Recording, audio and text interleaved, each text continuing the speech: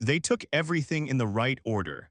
That was the part he remembered most clearly afterward, not the words, not the faces of the council members, not the particular quality of the silence in the chamber when the verdict was read. The order. They had clearly thought about the order. First the rank, Admiral Kael Doren, stripped to commander, then to lieutenant, then to nothing, each reduction announced separately, with a pause between them as if they wanted him to feel each step down. Then the crew. His 240 people, reassigned before he even left the chamber, their new postings already arranged, no goodbye authorized. Then the ship. The Ardent, his ship for 11 years, transferred to a new commander whose name he was told but immediately stopped caring about. They stripped him of rank and crew and ship in that order because each one was supposed to hurt more than the last, and whoever had designed the proceeding understood that a person could lose a title and keep themselves, could lose colleagues and keep their purpose, but losing the thing they had poured 11 years of their life into, that was supposed to be the one that broke the surface. When it was done, the presiding officer, a counselor Vetherin, a Vreth with 3 decades of judicial administration, and the manner of someone who had delivered many difficult verdicts and remained unmoved by all of them, asked Kael if he understood the terms of his dismissal. The chamber was quiet for a moment in a way that chambers are quiet when they did not expect the question they just received. Vetherin said, "I beg your pardon." Kael said, "I want to make sure the council is finished. I have somewhere to be." He did not in any practical sense have somewhere to be. He had nothing. They had just finished making sure he had nothing. But something in the way he said it, not defiant, not bitter, not performing anything at all, just a man checking whether a meeting was over because he had other things to attend to, made Vetherin look at him differently for the first time in the 3-hour proceeding. She had been looking at him the way you look at a verdict you are delivering. Now she looked at him the way you look at something you are trying to understand.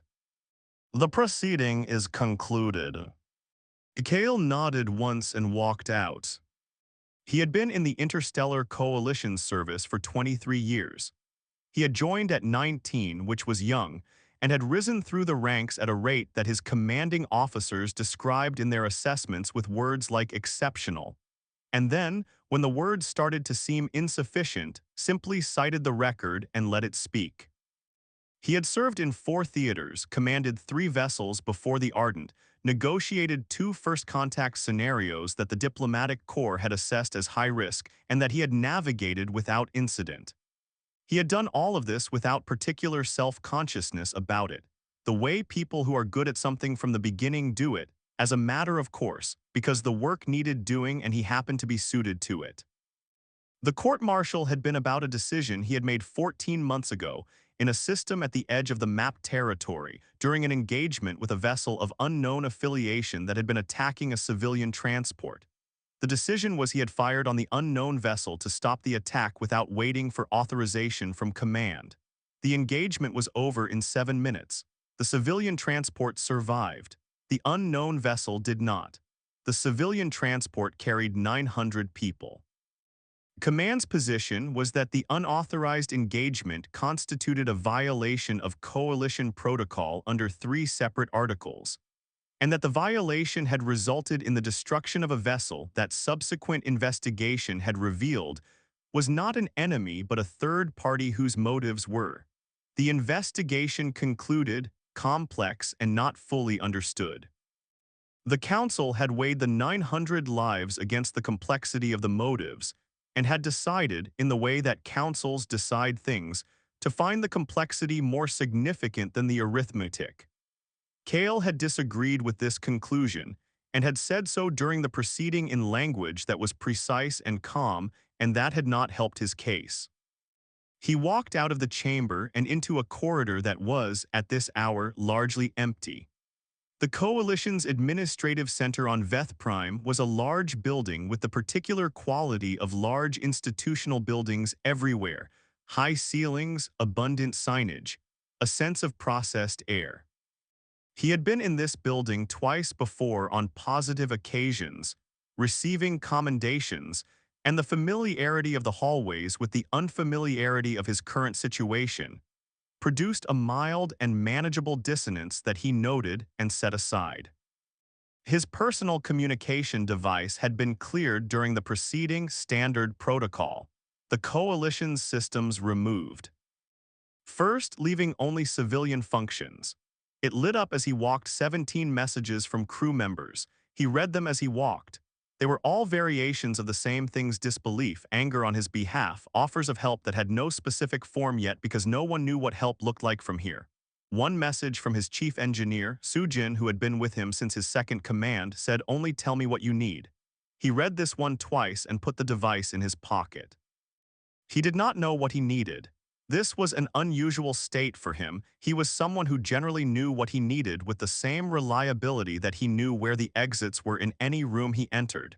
But the proceeding had taken something that was harder to name than rank or crew or ship. It had taken the frame, the structure within which the knowing what you needed made sense. He was outside that structure now, and the outside was, provisionally, disorienting in a way he was choosing to treat as information rather than crisis. He found a seat in a public area near the building's main entrance, a long bench beneath a window that showed the city outside, and he sat down and he thought. He thought about the decision.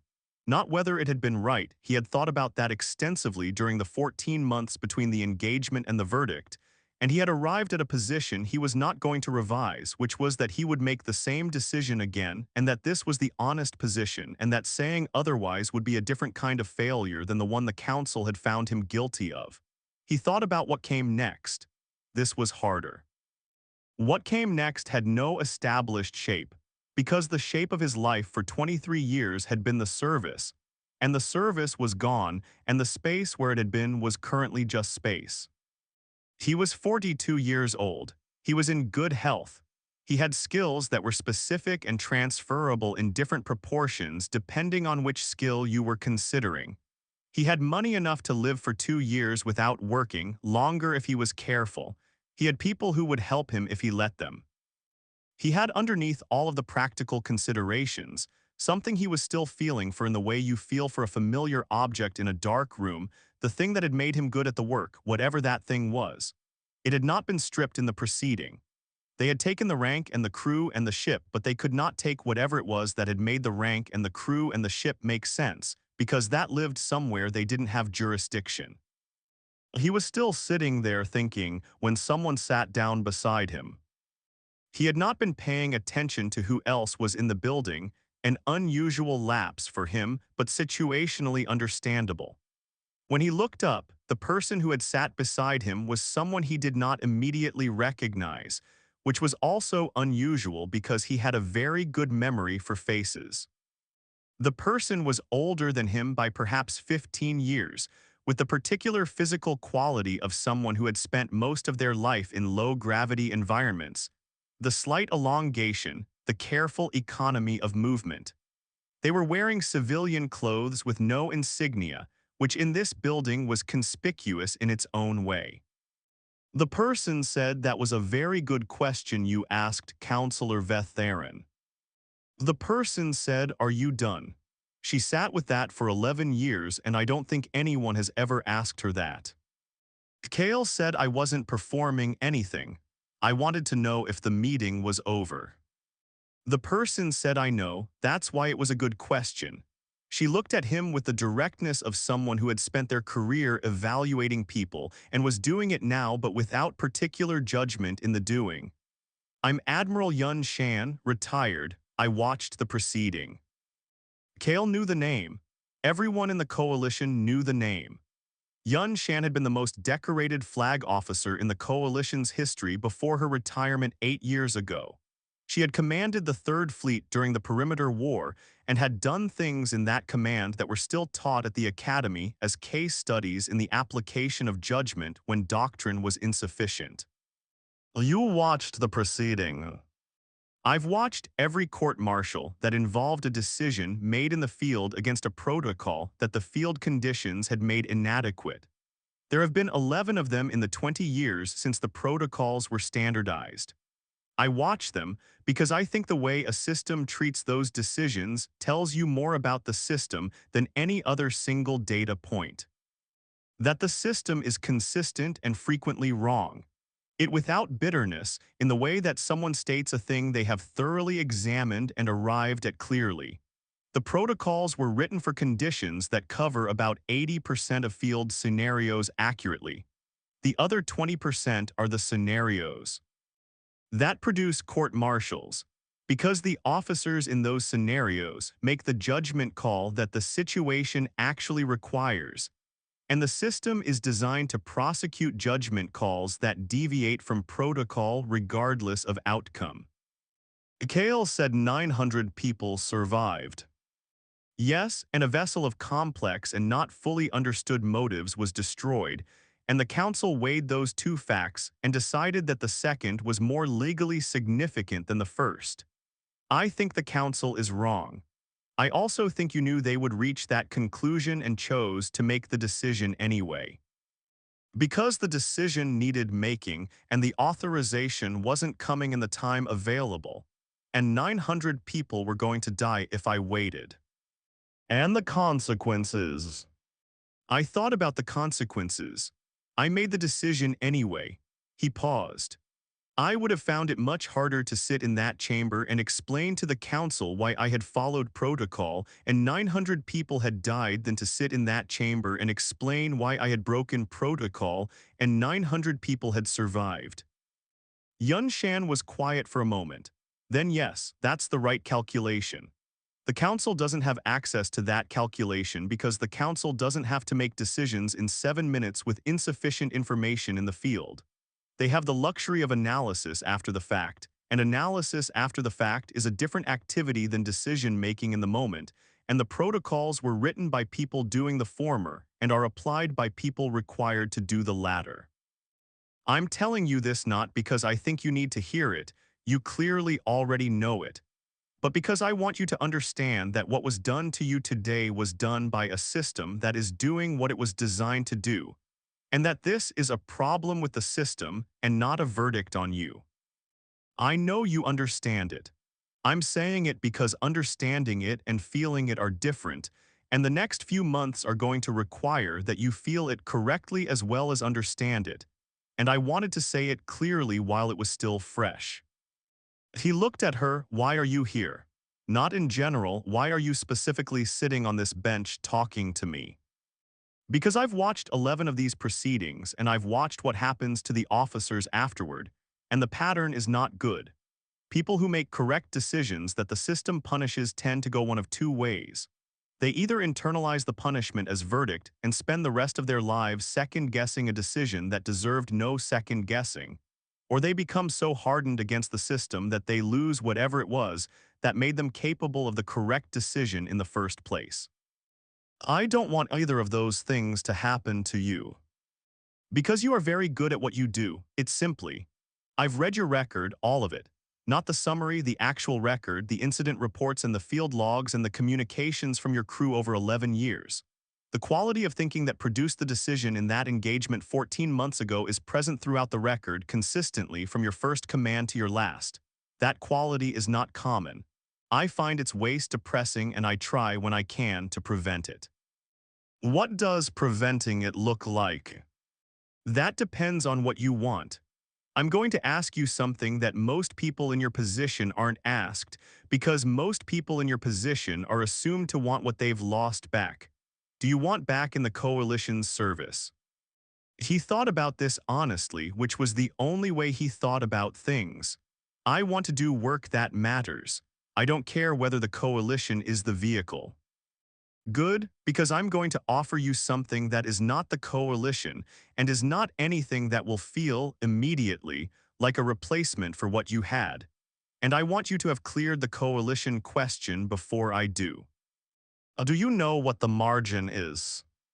He knew the word and its general meaning. The margin was the term used for the contested space at the edge of the mapped territory. The systems that were not claimed by the coalition or any of the 3 other major political entities, and that were inhabited by a mix of species and individuals who were, depending on who you asked, either the people who had chosen independence from all governing structures or the people who had been pushed out of all governing structures. And the honest answer was usually both, in varying proportions. The coalition's official position on the margin was that it was a region of ongoing instability that required monitoring. The coalition's unofficial position, the one that anyone with access to the classified assessments understood, was that the margin was ungovernable and the attempt to govern it had been quietly abandoned. There are approximately 400 million people living in the margin across 60 systems.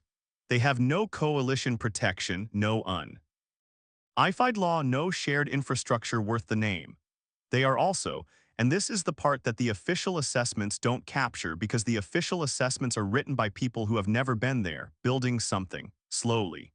In the particular way that people build things when there's no authority telling them how, imperfectly, inconsistently, with a lot of failure and a lot of adaptation. They have been doing this for 30 years and the thing they are building is beginning to be visible. There are 17 systems in the margin that have developed functional governance structures without external assistance. Not coalition-style governance, something different, something that emerged from their specific conditions. There are trade networks that function across 40 systems. There are conflict resolution mechanisms that have prevented 3 situations in the last 5 years that my assessment, and I'm still being consulted informally by people who trust my assessment, suggested had a high probability of becoming serious violence. Something is working out there. Not perfectly, not fast, but working. The problem is that the working is fragile. The systems that are functioning because specific people are doing specific things, and when those people are gone, the systems don't always survive them.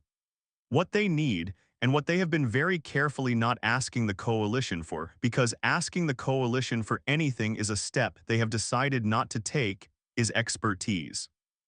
People who know how to make institutions durable, how to navigate conflict at scale, how to keep a crew of 240 diverse people pointing in the same direction under conditions of stress. She looked at him. You see where I'm going. You want me to go to the margins. I want to offer you the option. I have a contact out there, a woman named Tessara who has been doing this work for 12 years and who is the closest thing to a coordinator that the margin has, which is to say she has no authority and enormous influence and a list of problems that would take 3 of you to address. I have told her about you. Specifically, that a coalition officer who made the correct decision and was punished for it, and walked out of the chamber asking if they were done, is exactly the kind of person she needs. The margin doesn't need people who follow protocol when protocol is wrong. It needs people who know when the situation requires the decision the situation actually requires. Kael looked out the window at the city outside. The city was ordinary and functioning, the midday traffic of an administrative capital going about its administrative business. He had walked through cities like this for 23 years, the cities of the coalition, the structures of the coalition, the assumptions of the coalition. He had been good within those structures and had been punished by those structures for being good in the way the structures couldn't accommodate. What does Tessara need specifically? Yun Shan said right now, most urgently, 3 things. There is a water distribution dispute in the Carven system that has been building for 2 years, and that is 2 bad decisions away from becoming a conflict that will set the region's development back by a decade. There is a transit corridor that 3 separate groups are all claiming partial ownership of, and that no one has been able to navigate diplomatically because the 3 groups don't share a legal framework, and there's no one who can operate across all 3 simultaneously. And there is a vessel, a ship called the Unbound, which has been doing search and rescue work in the outer margin for 6 years with a crew of 40, with no institutional support, running on contributions and improvisation, that is falling apart in 3 simultaneous ways, and whose captain is a brilliant woman who is very good at saving people and very bad at keeping a ship operational. Those are the 3 urgent things. Below the urgent things there are approximately 40 things that are important, and below those there are things that are ongoing, and below those there are things that are long-term structural. It is, in other words, a genuinely large problem space. I thought you might find that interesting. Well, you thought correctly. I know I've read your records. He sat with it for a moment. He thought about the Ardent, his ship for 11 years, the shape of his life for 11 years. He thought about 240 people who had sent him messages today. He thought about Sujin's message, tell me what you need. He thought about the fact that what he had asked the council walking out was not a performance of indifference but a genuine question, because he had already known somewhere in the proceeding that the thing being taken was not the thing he needed to keep going. The thing he needed to keep going was still there. The question was where to point it. Can I ask you something? Why do you do this? You're retired. You have a reputation that would allow you to live very comfortably without involving yourself in court-martials or the margin or any of it. Why? The same reason you made the decision in that engagement 14 months ago. Because the situation requires it and the authorization isn't coming in the time available, and the alternative is watching something preventable happen. The margin is not going to be stabilized by anyone who is waiting for official authorization to stabilize it. It is going to be stabilized by people who look at the situation and make the decision the situation requires. I find those people and I try to put them where the situation is. And if the situation doesn't go well, then we learn from it and try again. The margin has a very high tolerance for trying again. It is in many ways built on trying again. It is not a forgiving environment. It is, however, a patient one. I need to make some calls. Of course, she stood. She was the kind of person who stood with the same economy of movement with which she did everything, no ceremony, just the transition from sitting to standing as a practical matter. When you've made your calls, contact me. Here, she handed him something physical, a card, the kind that had a frequency encoded in it. Tessara is expecting to hear from me within the week. I'd like to be able to tell her you're coming. You're assuming I'll decide yes. I'm not assuming. I'm being optimistic based on available data. She looked at him with the expression of someone who had read a record carefully and knew what they had read. You walked out of that chamber and asked if they were done because you already knew that what they were doing to you was not actually the last word. You were right about that. I'd like to help you find the actual last word. She left. He sat on the bench with the card in his hand and the city outside the window, and 17 unread messages from crew on his device, and the particular quality of the present moment that arrived when one chapter ended and the next had not yet acquired its shape. He thought about the water dispute in the Carven system and the transit corridor that 3 groups were contesting, and the ship called the Unbound that was falling apart in 3 simultaneous ways. He thought about a crew of 40 doing search and rescue in the outer margin with no institutional support. He thought about 400 million people building something slowly in the space that the coalition had decided was ungovernable. He thought about the decision 14 months ago, 7 minutes, 900 people, the authorization that wasn't coming. He thought about the fact that he would make the same decision again and that this was the honest position and that it was also, if he was going to do anything useful with it, a position that implied a certain kind of future. Not the coalition's future had just been made clear. A different one. One that was less structured and less certain and considerably more complicated, and that had, underneath all of that, the quality he was still feeling for in the dark room.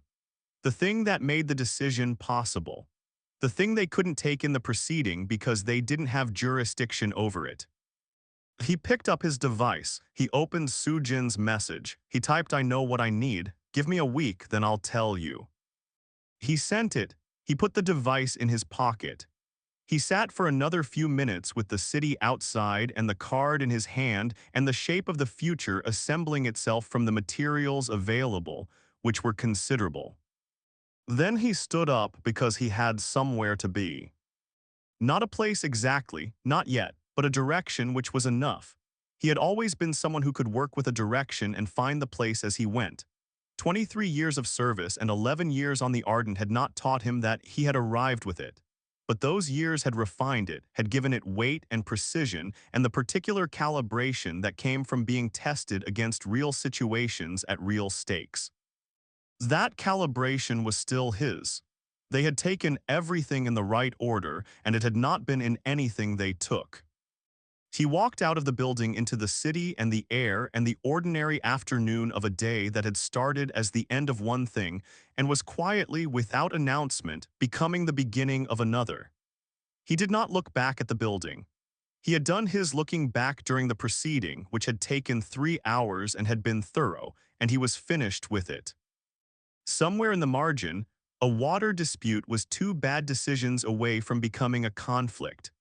A transit corridor was waiting for someone who could operate across 3 different legal frameworks simultaneously. A ship called the Unbound was falling apart in 3 simultaneous ways, and its captain was brilliant at saving people and needed someone who could keep the ship alive long enough for her to do it. He had work to do. The work was not the work he had expected, and it was in a place he had not planned to go, and it had no rank attached to it and no institutional structure behind it and no guarantee of anything except that it needed doing. That was enough. That had always been enough. The rank and the structure had been the vehicle. He had sometimes confused the vehicle for the destination, the way you did when the vehicle was also good and the ride was long. But he knew the difference now, clearly and without grief, the way you know a thing that has been demonstrated rather than explained. He walked forward. The margin was out there in the dark of unmapped space, building itself slowly and imperfectly, and with the particular resilience of things that have never had the option of being fragile.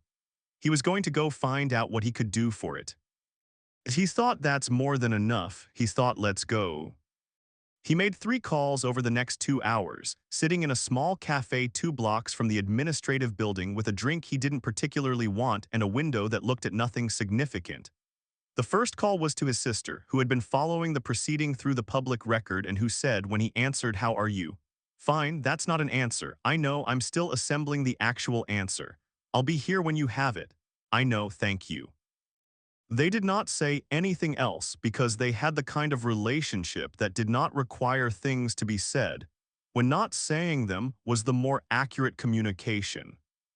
The second call was to Soo-jin, his chief engineer, who answered on the first signal and said nothing for a moment when she heard his voice, and he understood the moment as the moment of someone who had been sitting with a large feeling and was deciding how to carry it into a conversation. "Where are you?" He told her the name of the cafe. "I'll come, you don't have to, I know that, I'll come." He did not argue because arguing would have been the wrong thing and he knew when arguing was the wrong thing.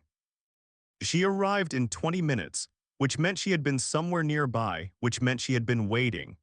She sat down across from him and looked at him with the directness she used for problems she was taking seriously and said, "Tell me what happened after the proceeding." He told her about Yun Shan and the bench and the card and the margin and the 3 urgent things. She listened without interrupting, which she was good at. Engineering had given her the skill of listening to a full description of a problem before forming a response, because responses formed before the full description were frequently wrong. When he finished, the water dispute, the transit corridor, and the ship. "Oh yes, what's the ship's name?" "The Unbound." She was quiet for a moment with the quality of an engineer who had just received a specification and was running calculations. "What's wrong with it?" "Mechanically." Yun Shan said 3 simultaneous things. She didn't specify. Soo-jin said 3 simultaneous things on a ship that's been running for 6 years with no institutional support, and no maintenance budget means the list is probably longer than 3, and the captain is prioritizing the 3 that are visible to her. "When do you leave?" "I haven't decided to go yet." "You decided when you stood up from that bench." It without judgment in the way she stated engineering facts, this is what the data shows. "I know you. You asked if they were done because you had already started thinking about what came next. You're telling me about the margin because you want to go there and you're still doing the thing where you make sure the decision is right before you say it out loud." It's a significant decision. Yes, and it's the right one. I've worked for you for 9 years. I know the difference between you deciding and you deliberating, and what I'm looking at right now is you deciding. I would like to come with you. Asurujin. A ship that's been running for 6 years with no maintenance budget in the outer margin has engineering problems I can fix. You're going to need someone who can fix engineering problems. Also, I've already been reassigned to a desk posting on Relay Station 12, and I would strongly prefer the margin. It's not safe. The Ardent wasn't safe. I've been going into unsafe places with you for 9 years and I'm still here. Let me come. He looked at her across the table in the small cafe with the drink he didn't particularly want, and the window that looked at nothing significant. He thought about 9 years of Sujin's engineering keeping the Ardent in one piece through situations that were theoretically incompatible with keeping anything in one piece. He thought about the Unbound falling apart in 3 simultaneous ways. He thought about 40 people doing search and rescue in the outer margin with no institutional support. I'll think about it. You'll say yes, I know you. She picked up his drink, looked at it, put it back down. This is terrible, by the way. I know I ordered it by accident. That's the first normal thing you've done today. Let's get something else and you can tell me about the water dispute. The third call was to Yun Shan that evening. He had gone back to the temporary housing the coalition provided for officers pending reassignment, a functional room in a functional building with the processed air of all institutional spaces, and sat at the small desk and thought for an hour and then made the call. She answered immediately, which he suspected meant she had been expecting it.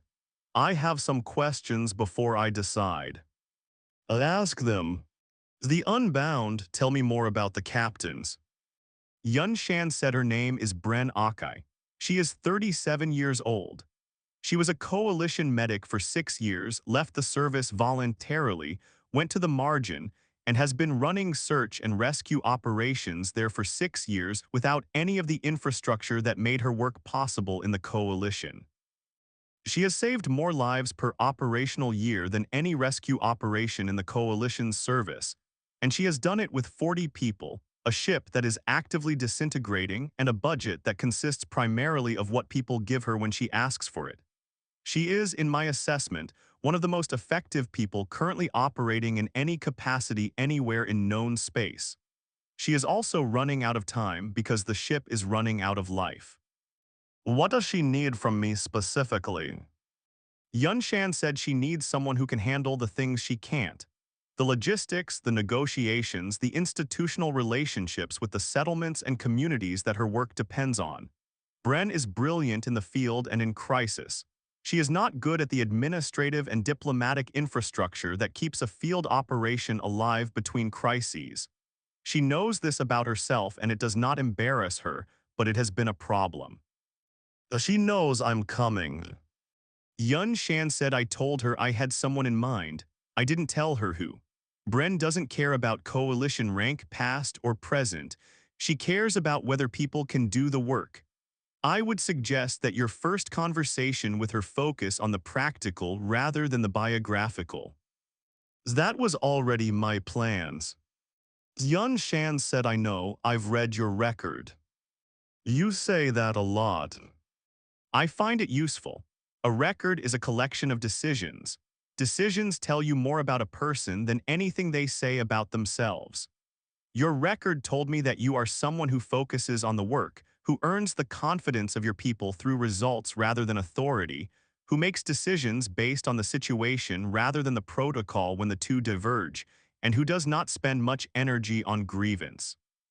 Those are the qualities the margin needs and that formal institutional contexts frequently punish.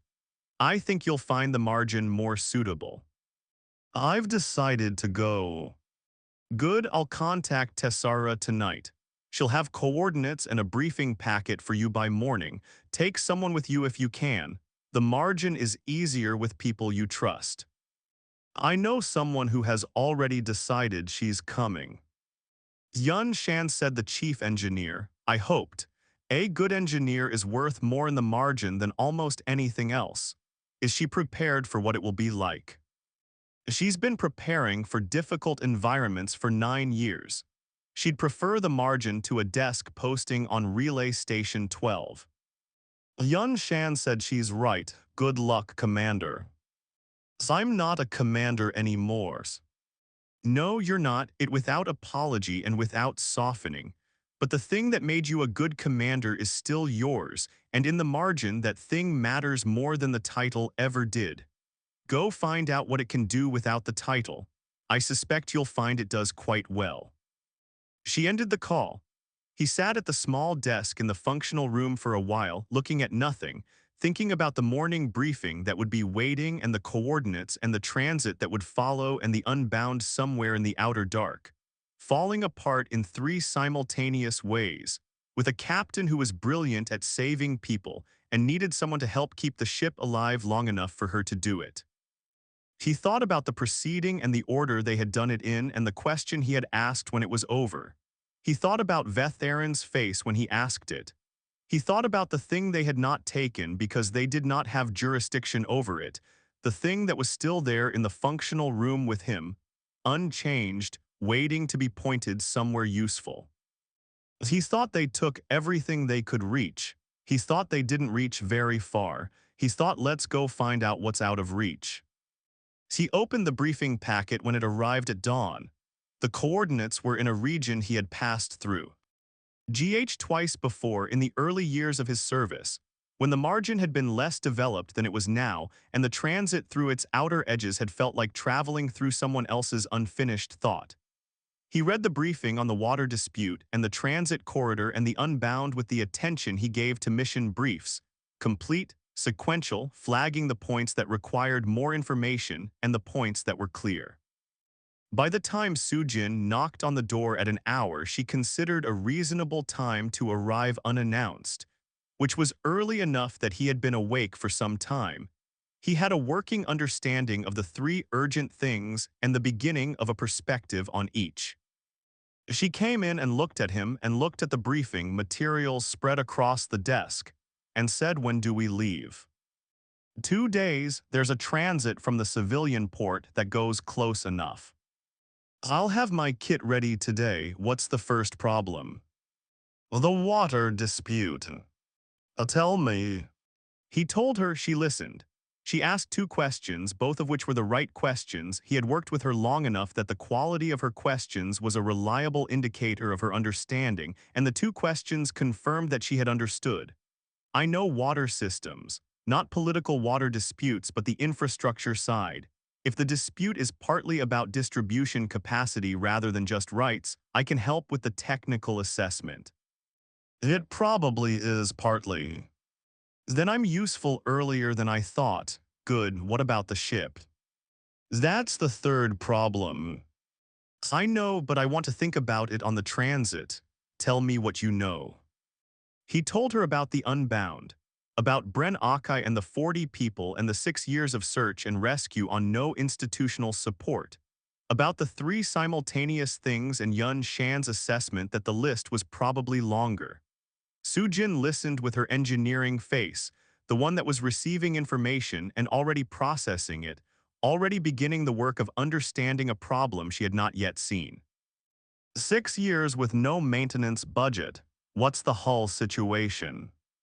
Unknown, the briefing doesn't have specifics. The hull situation is always the hull situation with a ship that old and that poorly maintained. I'll need to see it. If the captain is as effective as Yun Shan says, she's been managing the symptoms. What we need to do is address the underlying structure. That's going to take time and it's going to require sourcing parts from places that coalition supply chains don't reach. It's going to be interesting. You say that like it's a good thing. It is a good thing. I've been doing coalition standard maintenance on coalition standard equipment for 9 years and it's good work, but it's not, she paused looking for the word, it's not improvisation. I'm good at improvisation. I haven't got to do much of it. You're going to get to do a lot of it. I know, it with a quality he recognized from the best moments of their 9 years together, the quality of someone who had found the right problem for their particular kind of thinking. I'm ready. He looked at her and thought, yes, this is the right decision, not because it would be easy, it would not be easy, not because it was safe, it was not safe. Because the work needed doing and the situation required it, and he had, sitting in that chamber 3 days ago while they took everything in the right order, been waiting to find out where the work was.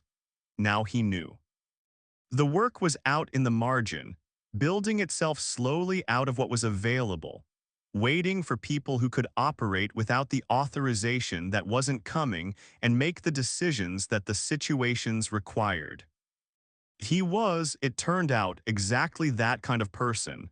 He had always been that kind of person. It had just taken losing everything the coalition could take to see it clearly. 2 days later, on a civilian transit with a departure window that was less precise than he was accustomed to, and a crew that operated with the cheerful informality of people who had never been subject to coalition scheduling protocols, Kael Doren and Soo-Jin Park left Veth Prime and headed into the margin. They had their kits and Soo-Jin's tools and the briefing packet and a card with a frequency encoded in it, and the coordinates of a ship called the Unbound that was falling apart in 3 simultaneous ways. He sat at the viewport as the planet fell away and thought they stripped everything. He thought good. He thought, let's find out what's left.